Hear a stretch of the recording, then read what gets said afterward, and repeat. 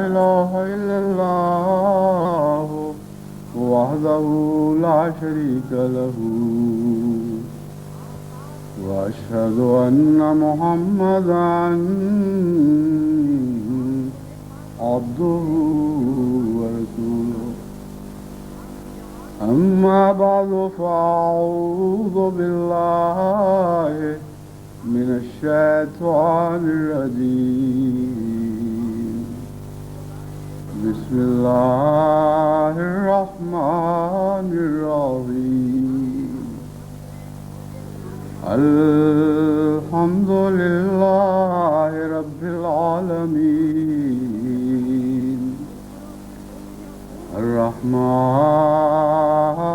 الرحيم مالك يوم الدين إياك نعبد وإياك نستعين اهدنا الصراط المستقيم صراط الذين أنعمت عليهم غير المغضوب عليهم ولا الضالين.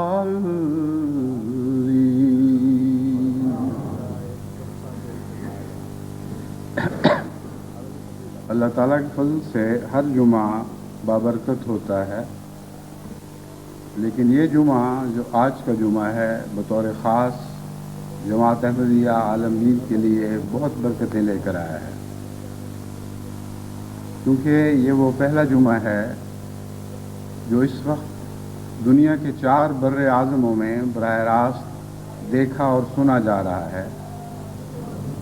یعنی اس جمعے کا یہ خطبہ میری مراد ہے، اس وقت دنیا کے 4 بر اعظموں میں دیکھا اور سنا جا رہا ہے.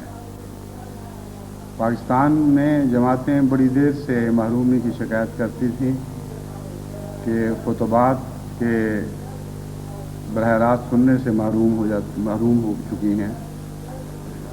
ایک شخص نے شعروں میں اپنے دل کی حقائق بیان کی تھی کہ کبھی ہم آمنے سامنے بیٹھ کر جمعہ میں شامل ہوا کرتے تھے اور خطبہ سنا کرتے تھے، اب کیسٹوں کے سہارے آواز پہنچتی ہے.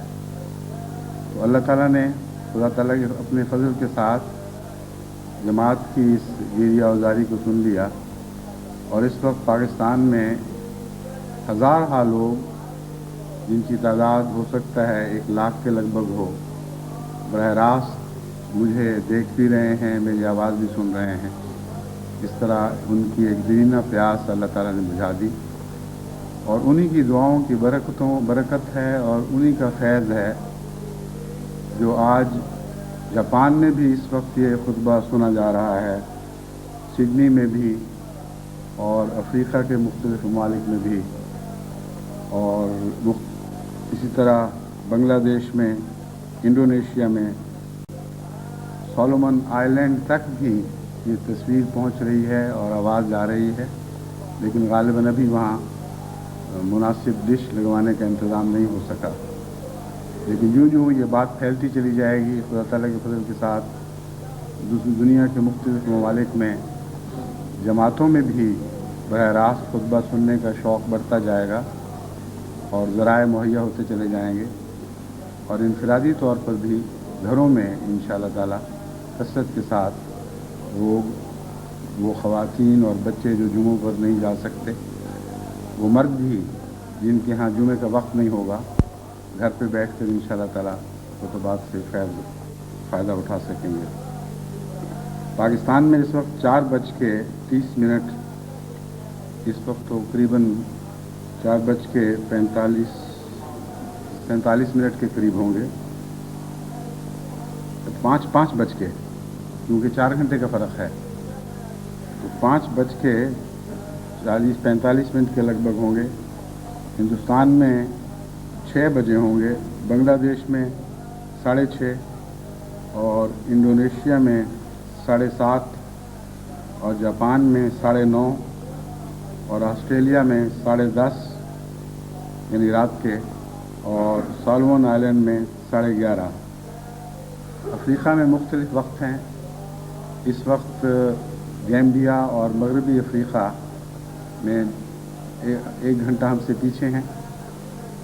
ویسے تو وقت ایک ہی ہے دونوں کا، لیکن چونکہ یہاں گرمیوں میں وقت آگے بڑھا دیا جاتا ہے، اس لیے وہاں اس وقت 1:45 کا وقت ہوگا، اور مشرقی افریقہ میں 3 گھنٹے آگے ہیں، جس کا مطلب ہے کہ 4:45 کا وقت وہاں ہوگا۔ تو وقت مختلف ہیں، لیکن خطبہ ایک ہی ہے، آواز ایک ہے، تصویر ایک ہے، اور کل عالم میں اللہ تعالیٰ نے یہ بھی انتظام مہیا فرما دیے ہیں۔ مولویوں کو میں نے پاکستان میں یہ نصیحت کی تھی کہ احمدیت کے رستے نہ روکو، تمہیں نقصان ہوگا، اور خطبات میں خوب کھول کر بیان کیا تھا کہ ایک رستہ روکو گے خدا 20 رستے اور کھول دے گا، اور اگر زمینی راہیں بند کرو گے تو آسمان سے اس کثرت سے فضل نازل ہوں گے، تم کسی زور، کسی برتے پر، کسی طاقت سے ان کی راہ میں حائل نہیں ہو سکو گے۔ اس لیے بیکار کی کوشش ہے، کیوں اپنا وقت ضائع کرتے ہو، اپنا پیسہ ضائع کرتے ہو، خدا کا غضب کماتے ہو، اور فائدہ کچھ بھی نہیں۔ مجھے یاد ہے میں نے ان سے کہا تھا کہ جب آسمان سے جماعت پر فضلوں کی بارشیں نازل ہوں گی تو کیا تمہاری چھتریاں اور صاحبان ان بارشوں کو روک سکیں گے؟ وہ رحمتوں کے بادل جو افق تا افق پھیلے ہوں، اور وہ رحمتوں کے بادل جو آج 4 بر اعظموں تک پھیل چکے ہیں اور خدا کے فضلوں کی بارشیں برسا رہے ہیں، کہاں ہے وہ دنیا کا مولوی جو اس کی راہ میں حائل ہو سکے؟ کون سی ان کی چھتریاں ہیں، کون سے ان کے صاحبان ہیں جو خدا کے ان فضلوں کو روک سکتے ہیں؟ اب تو یہ حقائق عام ہو رہی ہے، اب تو ان کے لیے یہی ہے کہ تو سنتا جا، شرماتا جا۔ تمہاری کوششوں نے برعکس نتیجے پیدا کیے ہیں، اور ایسے برعکس نتیجے کہ ہمارے تصور میں بھی نہیں تھے۔ اس لیے اپنی طرف سے تو میں نے نصیحت تمہیں یہی کی تھی کہ رک جاؤ، مگر اب میں سوچتا ہوں کہ اگر رک جاتے تو پھر اللہ کا فضل ہوا یہ نہیں رکے۔ جو کچھ تمہارا زور ہے کرتے چلے جاؤ، جتنی طاقت ہے، جتنی بساط ہے۔ جس طرح قرآن کریم نے شیطان کو یہ چیلنج دیا تھا کہ اپنے لشکر دوڑا لاؤ، اپنے گھوڑے چڑھا لاؤ، لیکن میرے بندوں پر تمہیں غلبہ نصیب نہیں ہوگا۔ ہم خدا کے بندے ہیں، تمہیں ہرگز ہم پر غلبہ نصیب نہیں ہوگا۔ جو طاقتیں ہیں بروئے کار لاؤ، خدا کی قسم تمہیں کبھی غلبہ نصیب نہیں ہوگا، کیونکہ خدا کے بندوں پر غیر اللہ کو غلبہ نصیب ہونا ممکن ہی نہیں، ان کے مقدر کی بات نہیں۔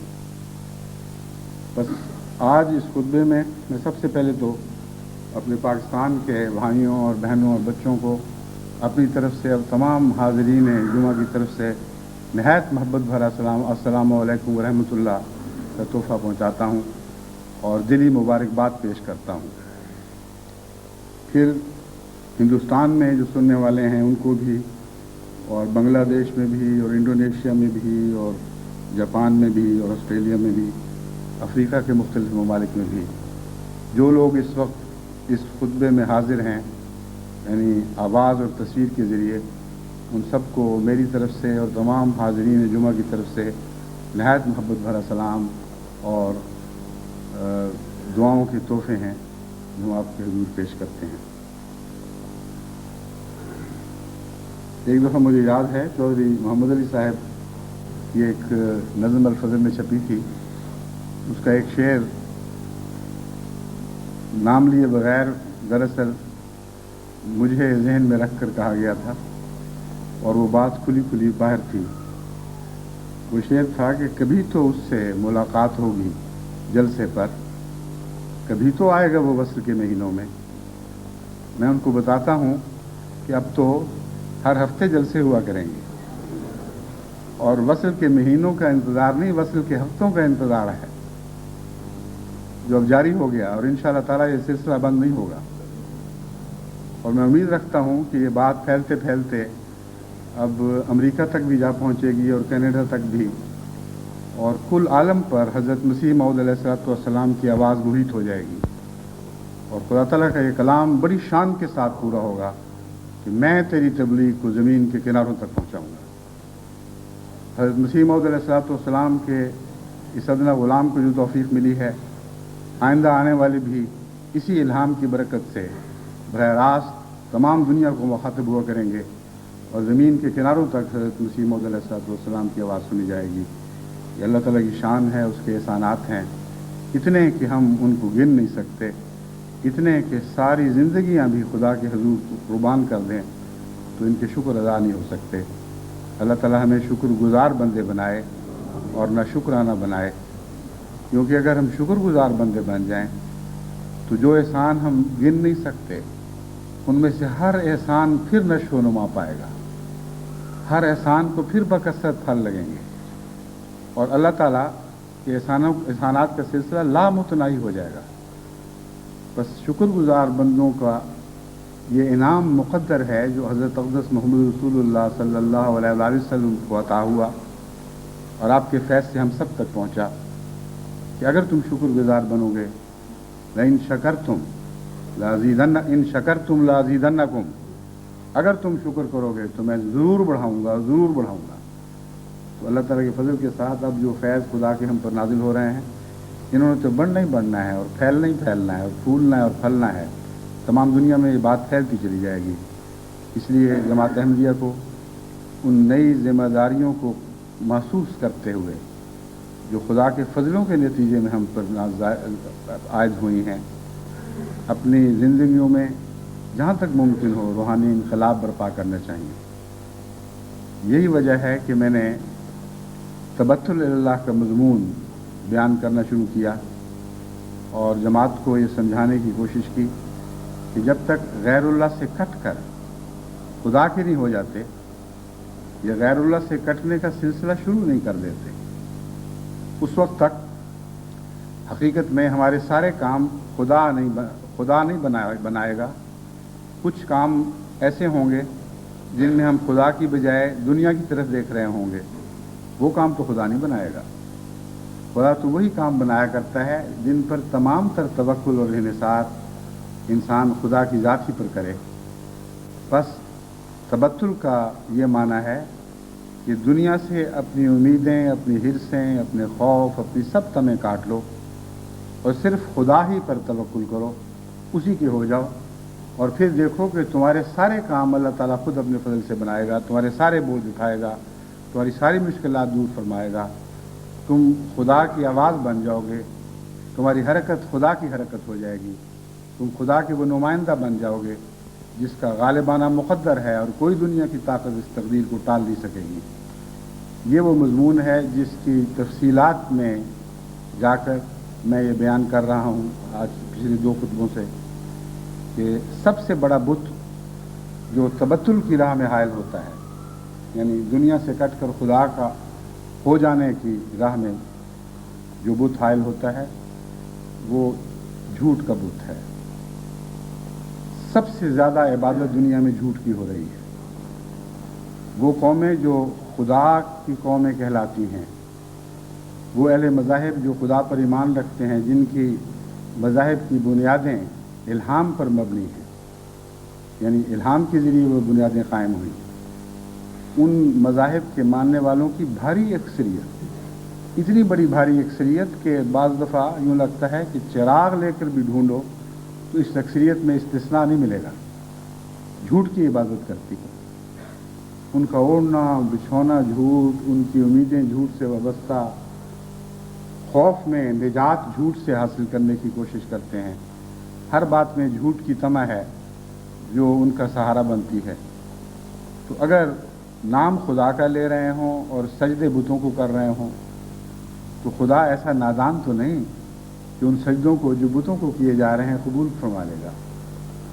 اللہ تعالیٰ تو فرماتا ہے کہ جب تم جانور ذبح کرتے ہو جبکہ خدا کے سوا کسی اور نام پر، تو وہ گوشت اور وہ قربانیاں خدا کو بہرحال نہیں پہنچتی، وہ دنیا کے لیے ہیں، دنیا کے لیے ضائع ہو جاتی ہیں۔ اس بعض لوگ جو خدا کو مد نظر رکھ کر بھی بظاہر خدا کے لیے اپنی عبادتیں وقف کرتے ہیں، ان کی نمازوں کا اٹھنا بیٹھنا خدا کے لیے ہوتا ہوگا، اور وہ بھی بظاہر. ان کا گرجوں میں جا کر سروسز میں شامل ہونا بھی خدا کی خاطر بظاہر ہوتا ہوگا. ان کا دوسرے عبادت گاہوں میں جا کر خدا کے سامنے سر جھکانا بھی بظاہر خدا کے لیے ہوگا. لیکن مساجد سے باہر آنے کے بعد جب ساری زندگیاں غیر اللہ کے لیے وقف ہو جائیں تو اللہ تعالیٰ کی غیرت اس تھوڑی سی عبادت کو کبھی قبول نہیں کرے گی جو اس کے لیے الگ کی گئی ہو. لیکن جب میں نے بظاہر کا لفظ استعمال کیا تو عمدن میں نے ایسا کیا کیونکہ وہ لوگ جو موحد ہیں ان کی بھی عبادتیں اکثر خدا کے لیے نہیں ہوتی اور ان کے خیالات ان کو عبادتوں میں گھیر لیتے ہیں. ان کے فکر دامنگیر ہو جاتے ہیں. کئی قسم کے جن ہیں جو ان کو چمٹ جاتے ہیں اور عبادت کا اکثر حصہ بغیر مغز کے رہ جاتا ہے. تو جب موحدین کا یہ حال ہے تو جو موحد نہیں ہیں جو سراسر شرک کی عبادت کرتے ہیں ان کا اندازہ کریں کہ ان کا کیا حال ہوگا. اس لیے ضروری ہے کہ جماعت احمدیہ اپنے حال سے پہلے خود واقف ہو. ہم میں سے ہر فرد اپنے نفس کا تجزیہ کرے, اپنے خیالات اپنی نیتوں کا تجزیہ کرے اور اپنا مقام معلوم کرے کہ وہ کہاں کھڑا ہے. یہ پتہ کرے کہ کتنی اس کی عبادت اللہ کے لیے خالص ہے اور کتنی غیر اللہ کے لیے ہے. اس کی زندگی کا کتنا حصہ خدا کے ذکر میں گزرتا ہے اور کتنا غیر کی باتیں جپتے ہوئے وقت کرتا ہے. یہ ظاہری جپنا مراد نہیں, مراد یہ ہے کہ خیالات اگر غیر سے چمٹے ہوئے ہوں تو نام خدا کا بھی لیا جا رہا ہو تو دراصل وہ غیر ہی کا لیا جاتا ہے. ہم نے ایسے تسبیح کرنے والے بھی دیکھے ہیں جو انگلیوں سے تسبیح خدا کی کر رہے ہوتے ہیں اور زبان سے گندی گالیاں دے رہے ہوتے ہیں, جھگڑے کر رہے ہوتے ہیں, نفسانی خیالات میں مبتلا ہوتے ہیں. تو اللہ تعالیٰ ظاہر کو نہیں دیکھتا, وہ حقیقت پر نظر رکھتا ہے. یہ معلوم کرنے کے لیے کہ خدا کی کس حقیقت پر نظر ہے. آپ کی اپنی نظر اسی حقیقت پر ہونی چاہیے, پر آپ کی نگاہ اور خدا کی نگاہ کے فیصلے مختلف ہوں گے. اس لیے اس تفریقوں کو دور کریں. جب تک آپ کی نظر سچی نہیں ہوتی آپ اپنی ذات کا خدا کی نظر سے مطالعہ کر ہی نہیں سکتے. آپ کو علم ہو ہی نہیں سکتا کہ اللہ کے نزدیک آپ کا کیا مقام ہے. بس اسی وجہ سے میں نے تفصیل میں جا کر بتانا شروع کیا کہ جھوٹ کا بت ہے, سب سے بڑا بت جو عبادت کے خالص ہونے کی راہ میں حائل ہے. اس کو توڑو, اور اس کو توڑو تو اکثر بت ٹوٹ جائیں گے. لیکن اور بھی ہیں جن کا ذکر قرآن کریم میں ملتا ہے, جن کی تفاصیل احادیث میں بیان ہوئی ہیں. انشاءاللہ وقتاً فوقتاً ان میں سے ایک موضوع کو لے کر میں آپ کے سامنے کھول کر یہ باتیں پیش کروں گا. اس وقت جھوٹ کے مضمون کے سلسلے میں یہ تیسرا خطبہ ہے. آپ کو یاد ہوگا پچھلے خطبے میں نے یہ بیان کیا تھا کہ وہ قومیں جو جھوٹی ہیں ان کی اقتصادیات میں برکت نہیں ہے. اور صرف یہ فرد کا معاملہ نہیں, جھوٹ قوموں کے رزق کو چھین لیتا ہے. اور بظاہر انسان جھوٹ کو رب بنا رہا ہوتا ہے, لیکن حقیقت میں یہ ایسا ظالم رب ہے, ایسا دھوکے باز رب ہے کہ ایک ہاتھ سے کچھ دیتا ہے تو دوسرے ہاتھ سے اس سے بہت زیادہ واپس لے جاتا ہے. چنانچہ میں نے اس کی مثالیں دی. یہاں دیندار یا غیر دیندار کا فرق نہیں ہے. وہ قومیں جو سچی ہیں ان کے رزق میں ضرور برکت پڑتی ہے. چنانچہ مشرق بعید کی قوموں کی مثال آپ کے سامنے رکھی, جاپان کی مثال سامنے رکھی کہ وہ خدا کو بھی نہیں مانتے, یعنی بھاری اکثریت نہیں مانتی, لیکن سچ بولتے ہیں. اور اللہ تعالیٰ کے فضل سے جہاں جہاں جن قوموں میں سچ بولا جا رہا ہے وہاں رزق میں بہت برکت ہے. تو ہمارے تیسرے دنیا کے ممالک کو بھی اس سے نصیحت پکڑنی چاہیے. اس خطبے کے بعد یہ حدیث میرے سامنے آئی جس میں یہ مضمون بھی بیان ہوا ہے. حضرت اقدس محمد مصطفیٰ صلی اللہ علیہ وآلہ وسلم نے فرمایا, اور یہ حضرت ابو ہریرہ کی روایت ہے, کہ والدین سے نیک سلوک عمر کو بڑھاتا ہے, جھوٹ رزق کو کم کرتا ہے, اور دعا قضاء و قدر کو بدل دیتی ہے. 3 باتوں میں انسانی زندگی کے سارے مسائل حل ہو گئے.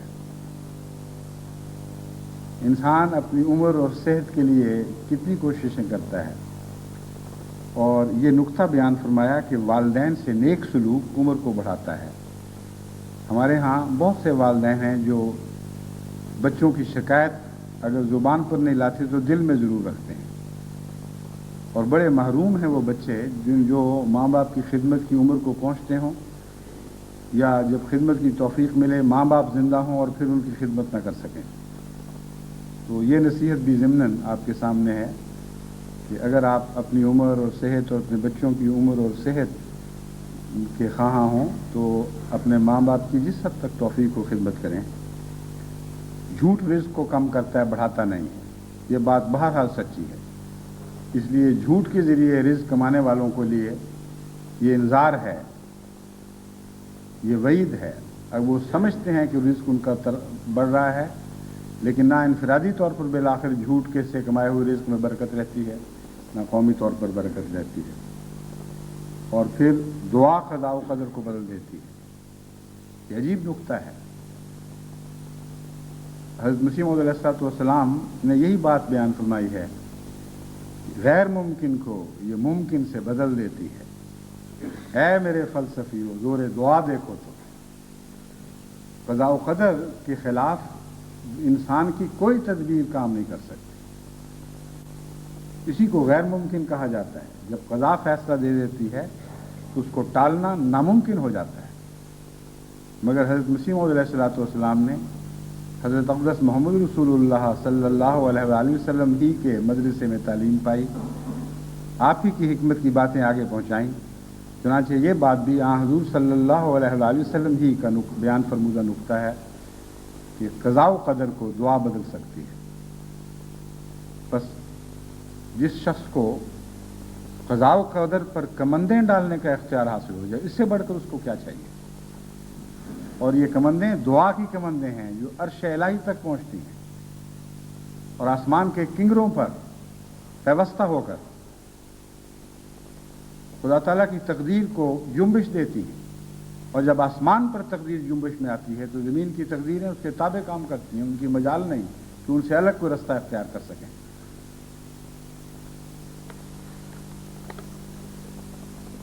حضرت ابو ہریرہ رضی اللہ تعالیٰ عنہ بیان کرتے ہیں کہ حضرت صلی اللہ علیہ وآلہ وسلم نے فرمایا کہ بدظنی سے بچو، کیونکہ بدظنی سخت قسم کا جھوٹ ہے۔ یہ بات وہ ہے جس کی بنیاد قرآن کریم میں ہے۔ قرآن کریم میں جہاں واقعہ عفق کا ذکر ہے اور بھی بعض مقامات پر اس مضمون پر روشنی پڑتی ہے کہ جو شخص ظن کی بنا پر کسی کو داغدار کرتا ہے وہ لازماً جھوٹا ہے، خدا کے نزدیک وہ جھوٹا لکھا جاتا ہے۔ یہ بحث ہی نہیں آتی کہ وہ واقعہ ہوا تھا، ہو سکتا تھا کہ نہیں ہو سکتا تھا۔ ظن کے ذریعے کسی کو متہم کرنے کا خدا نے کسی بندے کو حق نہیں دیا، اور دنیا کے اکثر فساد بدظنی کے ذریعے ہوتے ہیں۔ تو یہ بھی حضرت رسول اکرم صلی اللہ علیہ وآلہ وسلم کی لطیف نظر تھی جو اس بات تک پہنچی، اور یہ خدا ہمارے سامنے کھول دیا۔ ورنہ قرآن کریم ہم بھی پڑھتے ہیں، عام پڑھنے والوں کو یہ خیال نہیں آتا کہ اصل مراد کیا ہے۔ وہ مراد حضرت صلی اللہ علیہ وآلہ وسلم نے سمجھی اور تفسیر سے یوں بیان فرمائی، بدظنی سے بچو کیونکہ بدظنی سخت قسم کا جھوٹ ہے، اور بدظنی کی مزید قسمیں یوں بیان فرمائی ہیں۔ ایک دوسرے کی عیب کی ٹوہ میں نہ رہو، اپنے بھائی کے خلاف تجسس نہ کرو۔ اب یہ عجیب لطیف کلام ہے کہ بظاہر بدظنی اور تجسس دو الگ الگ چیزیں ہیں، لیکن حضرت اقدس محمد صلی اللہ علیہ وآلہ وسلم کی عارفانہ نظر اس بات کو پا گئی کہ اگر پہلے بدظنی نہ ہو تو تجسس کا بچہ پیدا ہی نہیں ہو سکتا۔ تجسس اور دوسرے کی عیب کی تلاش کرنا یہ ایک ایسا اقدام ہے جس سے پہلے بدظنی ضروری ہے۔ جس پر آپ نیک ظنی کرتے ہیں کبھی اس کا بھی تجسس کیا ہے، کبھی اس کے عیب بھی تلاش کیے ہیں؟ اس کے برعکس بات ہوتی ہے، جس کے ساتھ محبت ہو، جس کے ساتھ پیار ہو، جس پہ انسان حسن ظن کرتا ہو، اس کی برائی دکھائی نہیں دے تو انسان آنکھیں بند کرتا ہے، منہ پھیر لیتا ہے۔ امکان نظر آئے، احتمال کسی بات کا نظر آئے تو 100 دوسرے بہانے ڈھونڈتا ہے اس بات کو نہ ماننے کے، کہ یہ بھی تو ہو سکتا ہے، یہ بھی تو ہو سکتا ہے۔ بس حضرت صلی اللہ علیہ وآلہ وسلم نے جھوٹ کی یہ قسم بھی بیان فرما کر ہم پر بے حد احسان فرمایا کہ بدظنی ایک بہت بڑا جھوٹ ہے، اس سے بچو۔ اگر اس سے بچو گے تو معاشرہ تمہارے شر سے بچ جائے گا اور معاشرہ امن میں آ جائے گا۔ اپنے بھائی کے خلاف تجسس نہ کرو، اچھی چیز ہتھیانے کی حرص نہ کرو، حسد نہ کرو، دشمنی نہ رکھو، بے رخی نہ برتو۔ اب یہ بظاہر ساری چیزیں الگ الگ ہیں، لیکن ان کی بنیاد ایک ہی بات میں ہے کہ کسی شخص سے محبت کی بجائے نفرت ہونا، کسی شخص سے پیار کے تعلق کی بجائے اجنبیت کا تعلق یا دوری کا تعلق یا دشمنی کا تعلق ہونا۔ قرآن کریم نے اس مضمون کو بیان کرتے ہوئے ایسے لوگوں کا حال بیان کیا ہے کہ جب مسلمانوں کو کوئی فتح ملتی ہے اور ان کو غنیمت ہاتھ آتی ہے تو ان کو بہت تکلیف پہنچتی ہے، اور اس تکلیف کا اظہار اس طرح کرتے ہیں کاش ہم بھی وہاں ہوتے تو ہم بھی حصہ پاتے، اور جب ان کو کوئی تکلیف پہنچتی ہے تو کہتے ہیں شکر ہے ہم وہاں نہیں تھے ورنہ ہمیں بھی تکلیف پہنچ جاتی۔ تو دراصل بنیادی طور پر یہ تعلیم دی جا رہی ہے کہ ایک دوسرے سے تعلق قائم کرو، ایک دوسرے کا بھائی بننے کی کوشش کرو۔ مومن اخوہ ہوتے ہیں ایک دوسرے کے، اور جو شخص سمجھتا ہے کہ یہ مومن میرے بھائی ہیں، اگر یہ سمجھنے کے باوجود یہ باتیں اس میں پائی جاتی ہیں تو اس کا بھائی ہونے کا تصور جھوٹا ہے۔ یہ علامتیں ہیں بیماریوں کی جو دلوں میں پوشیدہ ہیں، اور ان علامتوں کو ظاہر و باہر کر کے حضرت اقدس محمد رسول اللہ صلی اللہ علیہ وآلہ وسلم نے ان بیماریوں کو پہچاننے کا ایک عظیم نسخہ ہمیں عطا فرما دیا۔ اب دیکھ لیجئے، جو بدظنی کرتا ہے وہ جس سے پیار ہو، محبت ہو، اس پہ بدظنی نہیں کیا کرتا۔ جو کسی کے عیب جوئی کرتا ہے، برائیوں کی تلاش میں رہتا ہے، اگر محبت اور پیار ہو کبھی ایسا نہیں کر سکتا۔ اچھی چیز ہتھیانے کے لیے اپنے پیارے سے متعلق خیال ہی پیدا نہیں ہو سکتا۔ جتنا پیار بڑھے اتنا دل یہ چاہتا ہے کہ جو چیز مجھے اچھی ملی ہے میں اس کو دے دوں، اور جو چیز اچھی خود نصیب ہو رہی ہو اور اپنے پیارے کے پاس نہ ہو، وہ بعض دفعہ وہ اچھی چیز بری لگنے لگ جاتی ہے، اسے انسان کو خوشی کی بجائے تکلیف ہونے لگتی ہے۔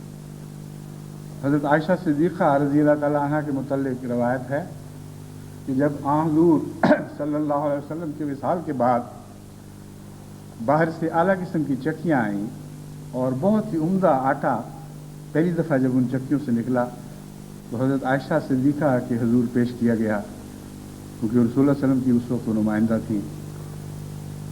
جب آپ نے اس آٹے کی بنی ہوئی روٹی کا پہلا لقمہ منہ میں ڈالا، بے اختیار آنکھوں سے آنسو جاری ہو گئے۔ آپ کی خادمہ نے عرض کیا کہ یہ تو اتنا اچھا آٹا ہے، اس سے لطف اٹھانے کی بجائے آپ رو کیوں رہی ہیں؟ انہوں نے کہا کہ میرا آقا، میرا محبوب جو زندہ تھا اس وقت یہ آٹا میسر نہیں تھا، جنگ احد میں آپ کے دان شہید ہوئے، وہ موٹا جھوٹا آٹا جو ہم بنایا کرتے تھے، وہ دانتوں کے میں اس کے ٹکڑے، بعض دفعہ گندم کے ٹکڑے وغیرہ، یہ جو کے ٹکڑے آ جاتے تھے اور تکلیف پہنچتی تھی، اس لیے یہ آٹا میرے لیے راحت کا نہیں غم کا موجب ہے۔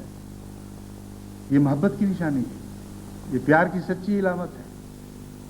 بس جس بھائی سے پیار ہو اس کی چیز کی طرف لالچ کی نظر انسان ڈال ہی نہیں سکتا۔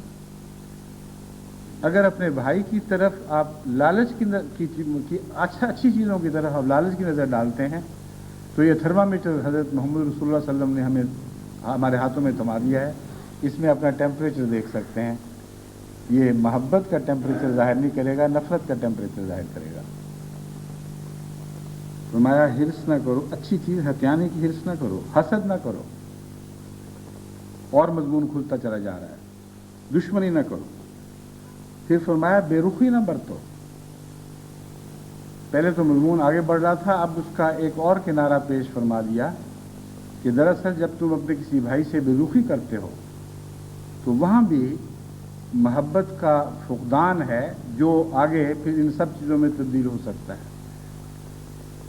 تبھی انبیاء کو خدا تعالیٰ نے یہ اپنے دشمنوں کو یہ جواب سمجھایا کہ جن کو تمہاری آنکھیں حقیر اور گھٹیا جانتی ہیں، میں ان سے وہ سلوک نہیں کر سکتا، کیونکہ انہوں نے خدا کی خاطر مجھے قبول کیا ہے، اس لیے مجھے ان سے محبت اور پیار ہے. بس خدا کی خاطر ایمان لانے والوں کے لیے یہ بحث ہی نہیں رہتی کہ کوئی کس قوم سے تعلق رکھتا ہے، کس طبقے سے تعلق رکھتا ہے، امیر ہے کہ غریب ہے، کس حال میں ہے، اس سے بے رخی نہیں برت سکتا. ہاں، حضرت صلی اللہ علیہ وآلہ وسلم ایک دفعہ ایک غیر مسلم سردار سے محو گفتگو تھے، اور اس وقت ایک نابینا مسلمان آپ کی خدمت میں حاضر ہوئے. اس نے بات میں دخل دینا شروع کر دیا. اب یہ بات میں دخل دینا اخلاق سے گری ہوئی بات ہے، لیکن حضرت صلی اللہ علیہ وآلہ وسلم نے اس خیال سے کہ چونکہ نو مسلم غیر مسلم ہدایت کی باتیں سننے آ رہا ہے، اس پر برا اثر نہ پڑے، آپ کو سمجھانا بھی چاہا، لیکن دل میں یہ بھی خیال تھا کہ اس غریب کی دل شکنی ہوگی. تو کیسا عجیب لطیف انداز اختیار فرمایا، اپنے ماتھے پر ہلکے سے بل ڈالے، جس سے اس دیکھنے والے غیر مسلم کو یہ معلوم ہو گیا کہ حضور صلی اللہ علیہ وآلہ وسلم یہ بات پسند نہیں فرما رہے ہیں کہ کوئی اور شخص آ کے ہماری باتوں میں دخل دے. اور چونکہ وہ دخل دینے والا اندھا تھا، اس لیے اس کو بل دکھائی نہیں دیے، اس کی دل شکنی نہیں ہوئی. مگر اس کے باوجود قرآن کریم میں یہ اللہ تعالیٰ نے وسلم کو مخاطب کرتے ہوئے، آپ کا ذکر کرتے ہوئے فرمایا عبسا و تولی ان جاءہ الاعمی، کہ دیکھو محمد مصطفیٰ صلی اللہ علیہ وسلم نے ماتھے پر بل ڈالا اور چہرہ دوسری طرف کر لیا، اس لیے کہ ایک اندھا اس کے پاس اپنے دین کی باتیں پوچھنے کے لیے آیا.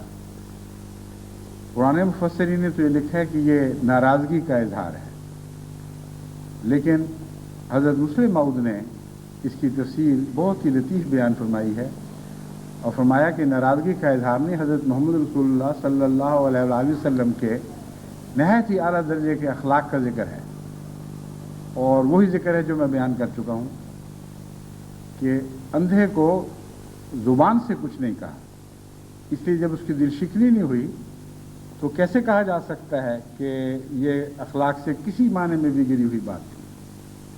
اور مہمان کی عزت افزائی فرما دی جب اس کی طرف سے منہ اعراض کیا اور ماتھے پر بال ایک آدھ بال آیا ہوگا، جس کا ذکر خدا تعالیٰ نے فرمایا ہے. تو محبت کے تقاضے جب اس طرح متضاد بھی ہو جائیں تو ایک لطیف روح کس شان کے ساتھ ان تقاضوں کو ادا کرتی ہے. لیکن غریب سے غریب اور آنکھوں سے معذور کے لیے بھی حضور صلی اللہ علیہ وآلہ وسلم نے کبھی دل شکنی کی کوئی بات نہیں کی. بس میں یہ بات اس لیے کھول رہا ہوں کہ بعض دوسرے مسلمان بھی اس خطبے کو سنتے ہیں، وہ بھی یہ تفسیریں سنتے ہیں. یہ غلط الزام ہے رسول اکرم صلی اللہ علیہ وسلم پر کہ ان آپ پر ناراضگی کے اظہار کے طور پر خدا تعالیٰ نے یہ واقعہ بیان فرمایا ہے. آپ نے تو کوئی اخلاق سے گری ہوئی، ذرا سی گری ہوئی بات بھی نہیں کی، بلکہ نہایت اعلیٰ درجے کے اخلاق کا اظہار فرمایا جب اپنے غریب غلام کی دلداری فرمائی اور اس کی دل شکنی سے اعراض کرتے ہوئے آنے والے مہمان کی عزت افزائی بھی فرما دی، اور اس باریک پل صراط سے بغیر لڑکھڑائے ہوئے گزر گئے. تو محبت کے تقاضے بعض دفعہ متضاد بھی ہوں تو ذہین اور لطیف انسان، لطیف جذبات اور لطیف فکر کا مالک انسان ان سب تقاضوں کو بیک وقت پورا کر سکتا ہے اور اللہ تعالیٰ نصرت فرماتا ہے. لیکن کجا یہ کہ ایک انسان دوسروں سے بے رخی برتنے کا عادی ہو، بعض دفعہ یہ چیز بڑی بڑی ٹھوکروں کا مجھے بن جاتی ہے. مجھے ایک صاحب نے خط لکھا کہ فلاں بڑا آدمی، اس وہ تو بڑے آدمی سے کوئی زیادہ ہی متاثر تھا بیچارہ، لیکن میں مثال کے طور پر ذکر کر رہا ہوں، ہر بات میں اس کی تائید نہیں کر رہا. فلاں بڑے آدمی کو میں ربا لے کے گیا اور وہاں فلاں صاحب مسجد میں باتیں کر رہے تھے اور میں ان کے پاس جا کے کھڑا ہو گیا اور ان کو پتہ ہی نہیں کہ کتنا بڑا آدمی ہے گویا کہ، اور وہ اپنی باتوں میں مصروف رہے. تو واقعہ یہ ہے کہ اعراض میں یہ بات بھی دراصل داخل ہے.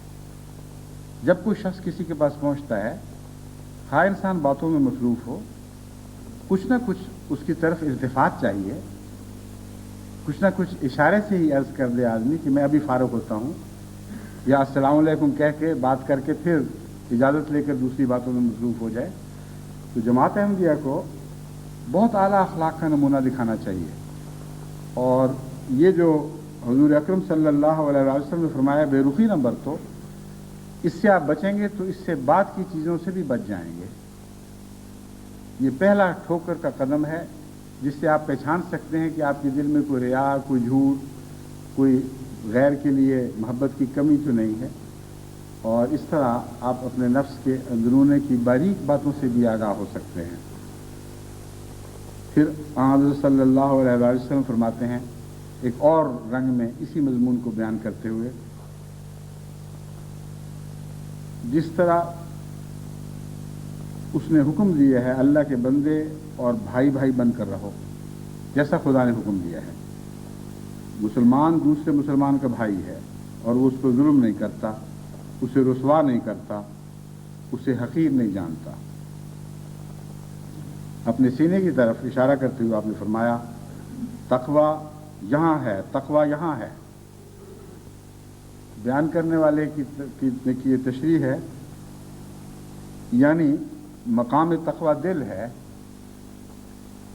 یہ بھی مضمون درست ہو سکتا ہے، مگر میں تو اس مضمون کو اس طرح دیکھ رہا ہوں کہ حضرت اقدس محمد مصطفیٰ صلی اللہ علیہ وسلم کا دل تقویٰ کی آماج گاہ ہے. اگر کسی نے تقویٰ سے آشنائی حاصل کرنی ہے تو اس دل سے آشنائی حاصل کرے. تقویٰ کے انداز سیکھنے ہیں تو محمد مصطفیٰ صلی اللہ علیہ وسلم کے دل کی دھڑکنوں سے وہ انداز سیکھے. تو تقویٰ یہاں ہے، تقویٰ یہاں ہے، 100% درست بات ہے کہ محمد مصطفیٰ کے دل ہی کا تقویٰ تھا جو بعد میں لاکھوں کروڑوں دلوں کا تقویٰ بن گیا.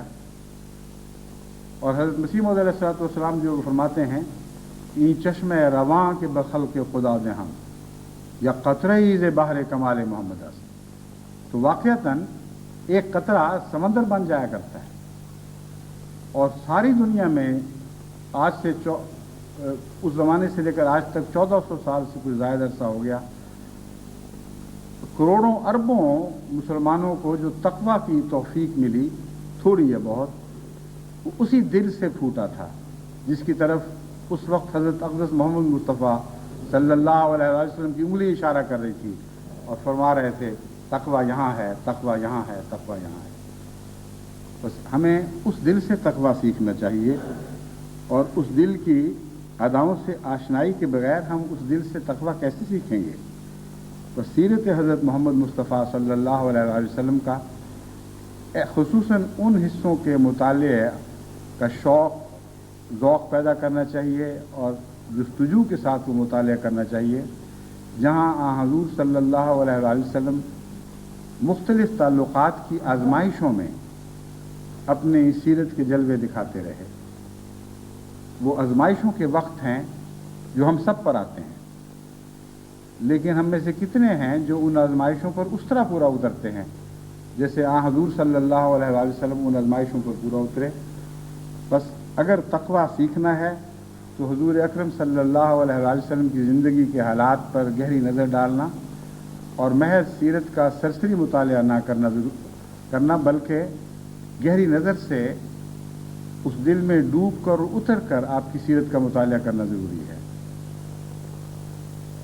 حضرت صلی اللہ علیہ وسلم کے متعلق جو باتیں آپ سنتے ہیں وہ ایک عام انسان کی باتیں نہیں ہیں، اس لیے جب آپ وہ باتیں سنتے ہیں تو سطحی حسن سے متاثر ہو کر وہیں بات نہ چھوڑ دیا کریں. ایک انسان باغ سے گزرتا ہے، پھولوں کا رنگ دیکھتا ہے، خوشبو بھی سونگھتا ہے، اس نے بھی ضرور اس باغ سے کچھ فیض پایا، لیکن ایک شہد کی مکھی ہے جو اس کے دل میں اترتی ہے، اس کا رس چوستی ہے، اس کا فیض کچھ اور رنگ رکھتا ہے۔ بس آن حضرت صلی اللہ علیہ وآلہ وسلم کی سیرت میں بہت گہرائی ہے، اور بڑی محبت اور پیار کے ساتھ اس دل میں اتر کر تقویٰ کا رس لینے کی کوشش کریں جو حضرت محمد مصطفیٰ صلی اللہ علیہ وسلم کے سینے میں دھڑکتا تھا۔ فرمایا ایک انسان کے لیے یہی برائی کافی ہے کہ وہ اپنے مسلمان بھائی کی تحقیر کرے۔ ہر مسلمان کی 3 چیزیں دوسرے مسلمان پر حرام ہیں: اس کا خون، اس کی آبرو، اس کا مال۔ اکثر مسلمان ممالک میں تو اب خون بھی حلال ہو گیا ہے، اور دوسری 2 چیزیں تو پہلی حلال تھیں۔ بدنصیبی یہ ہے کہ پاکستان میں شاید اس وقت دوسرے تمام مسلمان ممالک کی نسبت بھائی کا خون زیادہ ارزاں ہو چکا ہے۔ بھائی کا تو اور معاملہ ہے، ہمیشہ ہر روز ایسی اندوہناک خبریں پڑھنے کو ملتی ہیں کہ کسی نے اپنی ماں کو قتل کر دیا، اپنے باپ کو قتل کر دیا، اپنی بہن کو قتل کر دیا، اپنی بیوی بچوں کو قتل کر دیا، اور روزمرہ کا دستور بن چکا ہے کہ ذرا سی ادنا سی ناراضگی پر انسانی خون لے لیا جائے، اور چھوٹی چھوٹی بات پر یہ دھمکی دینا کہ ہم تو جان لے لیں گے۔ کوئی خدا کا خوف باقی نہیں رہا۔ اس کا آغاز آن حضور فرماتے ہیں بے رخی سے ہوا تھا۔ جب سوسائٹی میں ایک دوسرے سے بے رخی پیدا ہو جائے تو جو سفر اختیار کرتی ہے سوسائٹی، یہ اس کی آخری منزل ہے۔ تو بے رخی کو معمولی نہ سمجھیں۔ جب آپ کے پاس کوئی آتا ہے اس کی عزت افزائی کریں، اگر وقت نہ بھی ہو تو کچھ جہاں تک ممکن ہے اس نے سلوک کے ذریعے اس کے دل میں یہ بات جاگزی کرنے کی کوشش کریں کہ آپ اس سے برتر نہیں ہیں، آپ اس کی خاطر چاہتے ہیں، اس کے لیے کچھ کرنا چاہتے ہیں، لیکن وقت کی مجبوری ہے۔ اگر اس بنیاد پر آپ قائم ہو جائیں تو پھر اگلی خیر کی عمارت لازماً تعمیر ہوگی، اور شر کے ہر پہلو سے آپ بچتے چلے جائیں گے۔ لیکن یہاں اگر غلط پتھر رکھا گیا اور بے رخی کے اوپر آپ کے اخلاق کی تعمیر ہوئی تو اس کی بالائی منزلوں پر پھر خون لکھا ہوا ہے۔ اس منزل تک پہنچنا پھر لازماً ایک وقت کی بات ہے۔ کچھ عرصے کے بعد جو قومیں اس نصیحت سے بے اعتنائی کرتی ہیں وہ اس منزل تک بھی پہنچ جایا کرتی ہیں۔ 3 چیزیں میں دوبارہ بتاتا ہوں حرام ہیں: مسلمان کا خون، اس کی آبرو اور اس کا مال۔ آبرو تو اتنی حلال ہو چکی ہے کہ راستہ چلتے ایک دوسرے کی سروں سے ٹوپیاں اچھالی جاتی ہیں، بے عزتیاں کی جاتی ہیں، سخت کلامی کی جاتی ہے، گندی گالیاں دی جاتی ہیں۔ ہمارے ملک میں دیہات میں تو بدنصیبی سے ہل چلانے والا اب اور کچھ نہیں تو جانوروں کو ہی گالیاں دیتا چلا جاتا ہے، اور بڑی غلیظ اور گندی گالیاں۔ خاص طور پر پاکستان کو میں نصیحت کرتا ہوں، ہندوستان کو بھی، لیکن پاکستان کو بہت زیادہ نصیحت کی ضرورت ہے، کیونکہ وہ ایسا ملک ہے جس کی بھاری اکثریت حضرت اقدس محمد مصطفیٰ صلی اللہ علیہ وآلہ وسلم کی غلامی کا دعویٰ کرتی ہے۔ اپنی زبان کو پاک کریں، اپنے بھائی کو اپنی زبان کے شر سے بچائیں، تو اللہ تعالیٰ کے فضل کے ساتھ باقی سب برائیاں بھی پھر مٹنی شروع ہو جائیں گی۔ اور جہاں تک مال کا تعلق ہے، یہ تو یوں معلوم ہوتا ہے کہ ہر غیر کا مال حلال ہے۔ پہلے مولویوں نے یہ فتوے دینے شروع کیے کہ مسلمان کا مال تو حرام ہے، لیکن غیر مسلم کا مال بے شک کھاؤ، لوٹو، جو مرضی کرو۔ جب ایک دفعہ بدی کی راہ کھل جائے تو پھر وہ قدم کسی ایک جگہ رک نہیں سکتے، بدی تو لازماً پھر آگے بڑھتی ہے۔ اب یہ حال ہے کہ ہر ایک کا مال حلال ہو گیا ہے، اپنا مال ہے جو حرام ہے، کیونکہ اس میں حرام کی آمیزش ہو چکی ہے۔ شاذ ہی کوئی ایسا مال ہوگا جو واقعتاً حلال ہو۔ بس عملاً یہ صورت ہے کہ ہر غیر کا مال حلال بن گیا ہے، جس کو آن حضرت صلی اللہ علیہ وآلہ وسلم نے حرام قرار دیا تھا، اور اپنا مال جس کو حلال بنانے پر زور دیا تھا وہ حرام ہو چکا ہے۔ کیسی بدنصیبی ہے! اس ایک حدیث میں تمام دنیا کے معاشروں کی اصلاح کے سامان موجود ہے۔ یہ تین باتیں ہیں جنہیں اگر مسلمان اپنا لیں تو مسلمانوں کے مقدر بن جائیں، اگر غیر اپنا لیں تو ان کی تقدیریں بدل جائیں، اور اللہ تعالیٰ کے فضل کے ساتھ قطع نظر اس کے کہ کسی کا مذہب کیا ہے، اگر حضور کی ان تین نصیحتوں پر کوئی عمل کرے تو اس کی دنیا لازماً سنور جائے گی۔ اور جو تین باتیں دنیا سنوارنے کی بیان فرمائی گئی ہیں، یہ تینوں نیکی کی باتیں ہیں، اور نیکی کے نتیجے میں پھر اور نیکیاں پیدا ہوتی ہیں۔ اس لیے میں یقین سے کہہ سکتا ہوں کہ ان تین نصیحتوں پر عمل کرنے کے ذریعے جن قوموں کی دنیا سنورے گی ان کا دین بھی سنور جائے گا۔ دنیا ہی نصیب نہیں ہوگی، ان کو عاقبت بھی نصیب ہو جائے گی۔ تو اللہ تعالیٰ اگر غیروں کو توفیق نہیں دے رہا تو احمدیوں کو تو کم سے کم یہ توفیق ہونی چاہیے کہ جس رسول کی محبت اور عشق کا دعویٰ کرتے ہیں، جس کی خاطر اتنی تکلیفیں اٹھا رہے ہیں، جس کا کلمہ پڑھنے کے جرم کی سزا کے نتیجے میں جیلوں میں جاتے ہیں، مال لوٹے جاتے ہیں، بازاروں میں ان کو دھکے پڑتے ہیں، گالیاں دی جاتی ہیں، تھانوں میں بلایا جاتا ہے، جس رسول کی محبت میں یہ دکھ اٹھا رہے ہیں، اس رسول کے فیض سے اپنی دنیا اور اپنی عاقبت سنوارتے کیوں نہیں ہیں؟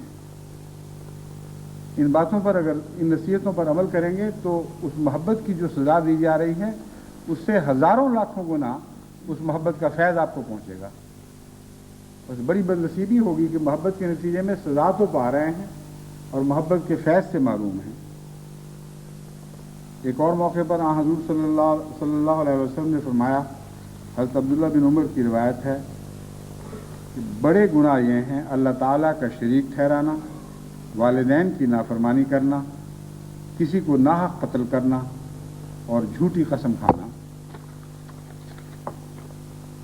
حضرت ام سلمہ بیان کرتی ہیں کہ حضور صلی اللہ علیہ وسلم کے پاس دو آدمی آئے جن میں وراثت کی ملکیت کے بارے میں جھگڑا تھا۔ یہ جھوٹ کا مضمون ہے اور جھوٹی قسم کی بات پر پھر یہ آگے بات چل پڑتی ہے۔ بہت سے مسلمان ممالک خصوصاً ہند و پاکستان اور بنگلہ دیش وغیرہ میں اس وقت صورتحال یہ ہے کہ بھائی کا مال ہتھیانے کے لیے، غیر کا مال ہتھیانے کے لیے عدالتوں میں بے فکر اور بے دھڑک جھوٹی قسمیں کھائی جاتی ہیں، اور اس کے نتیجے میں جو کچھ حاصل ہوگا وہ کیا ہوگا، اس سلسلے میں حضرت صلی اللہ علیہ وسلم فرماتے ہیں، یعنی ام سلمہ بیان کرتی ہیں کہ حضور کے پاس دو آدمی آئے جن میں وراثت کی ملکیت کے بارے میں جھگڑا تھا اور معاملہ پرانا ہو جانے کی وجہ سے ثبوت کسی کے پاس نہ تھا۔ حضرت صلی اللہ علیہ وسلم نے ان کی باتیں سن کر فرمایا، میں انسان ہوں اور ہو سکتا ہے کہ تم میں سے کوئی زیادہ لسان ہو اور بات کو بڑے عمدہ انداز اور لہجے میں بیان کر سکتا ہو۔ وہ سوسائٹی جھوٹ سے پاک تھی، لیکن جھوٹ کی باریک قسموں میں چرب زبانی کے ذریعے غلط حق حاصل کرنا بھی شامل ہے۔ بس حضور صلی اللہ علیہ وسلم نے اس باریک جھوٹ کی قسم کا ذکر کرتے ہوئے فرمایا، ہو سکتا ہے چرب زبان ہو، عمدہ طریق پر بات بیان کرے اور میں اس سے متاثر ہو کر کوئی رائے قائم کر لوں اور اس کے حق میں فیصلہ دے دوں، حالانکہ حق دوسرے فریق کا ہو۔ ایسی صورت میں اس فیصلے سے فائدہ نہیں اٹھانا چاہیے اور اپنے بھائی کا حق نہیں لینا چاہیے، کیونکہ اس کے لیے وہ ایک آگ کا ٹکڑا ہے جو میں اسے دلا رہا ہوں۔ اگر وہ لے گا تو قیامت کے دن وہ سانپ بن کر اس کی گردن پر لپٹا ہوا ہوگا۔ حضور صلی اللہ علیہ وسلم کی یہ بات سن کر دونوں کی چیخیں نکل گئیں اور ہر ایک نے یہ عرض کیا کہ یا رسول اللہ ساری جائیداد میرے بھائی کو دے دیں، مجھے کچھ نہیں چاہیے۔ کتنا اعلیٰ درجے کا ایمان تھا، کیسا یقین تھا، کیسی محبت تھی حضرت محمد رسول اللہ صلی اللہ علیہ وسلم، کتنا کامل یقین تھا ان وعید پر جو حضور صلی اللہ علیہ وسلم کی زبان پر جاری ہوا کرتے تھے کہ قیامت کے دن یہ تمہیں ملے گا۔ کتنے ہمارے قضیے ہیں، کس آسانی سے نپٹ جائیں اگر اس حدیث پر انسان نگاہ رکھے اور اپنے معاملات قضا میں پیش کرتے ہوئے واضح جھوٹ تو درکنار ادنا سے چرب زبانی کے ذریعے بھی غیر کا حق لینے سے اجتناب کیا جائے۔ یہ اگر ہو جائے تو ہم جماعت احمدیہ کی قضا کا اکثر کام جو ہے وہ ہلکا ہو جائے اور مقدموں تک نوبت ہی نہ پہنچے۔ دراصل اس مزاج کے لوگ مقدمہ بازی کرتے ہی نہیں، اس تک پہنچتے ہی نہیں، مقدموں سے پہلے پہلے ان کے معاملات نپٹ جایا کرتے ہیں۔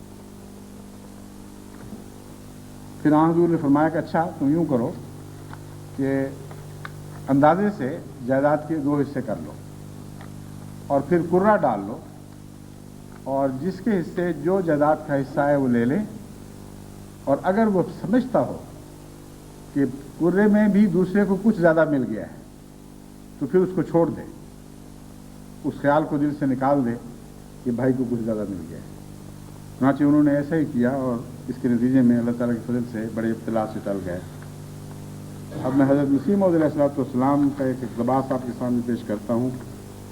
فرمایا آج دنیا کی حالت بہت نازک ہو گئی ہے، جس پہلو اور رنگ سے دیکھو جھوٹے گواہ بنائے جاتے ہیں، جھوٹے مقدمہ کرنا تو بات ہی کچھ نہیں، جھوٹے اسناد بنا لیے جاتے ہیں۔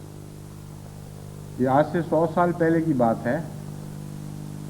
اب اندازہ کریں کہ اس زمانے میں جب کہ مقابلتاً جھوٹ بہت ہی کم تھا، حضرت مسیح موعود علیہ الصلوۃ والسلام کو جھوٹ سے کیسی کراہت تھی کہ وہ تھوڑا سا جھوٹ بھی جو دکھائی دیتا تھا اس سے طبیعت کو گھن آتی تھی اور یوں لگتا تھا کہ ہر طرف جھوٹ پھیل رہا ہے۔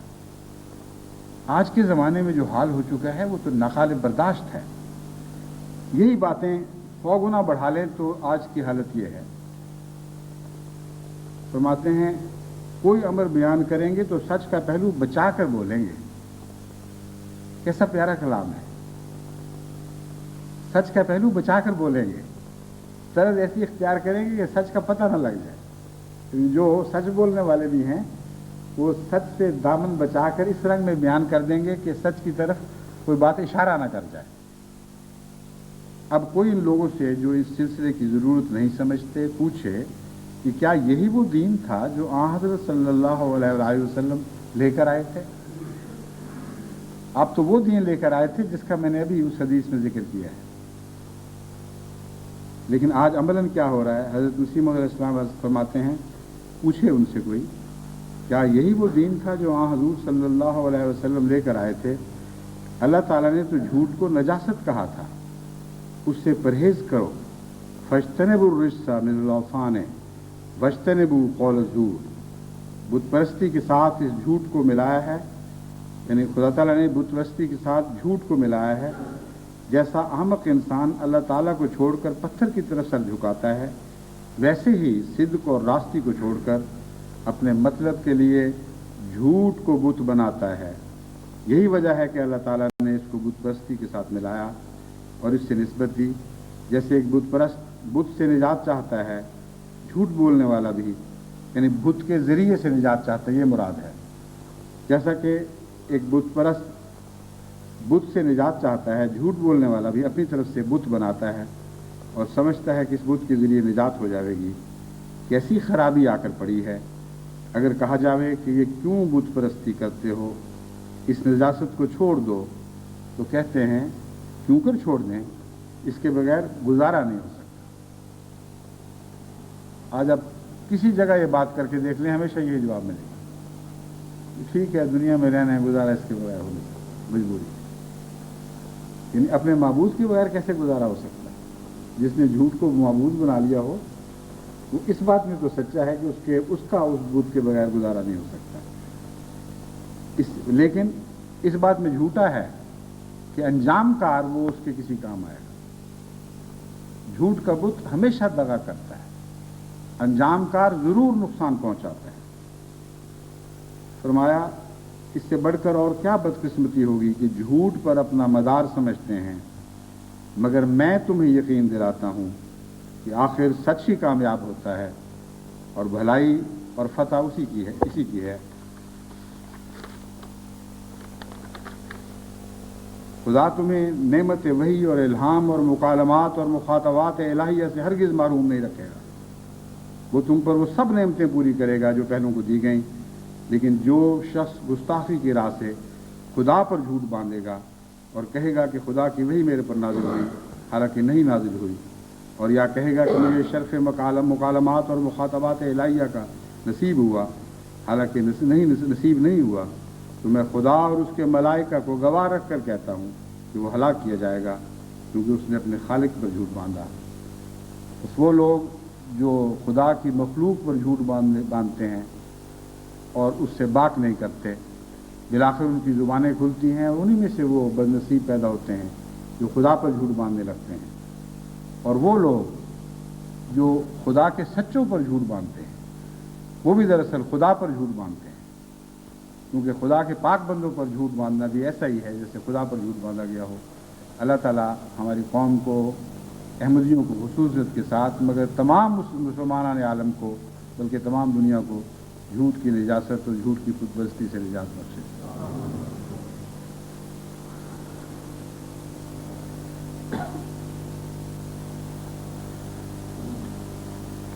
الحمدللہ نحمدہ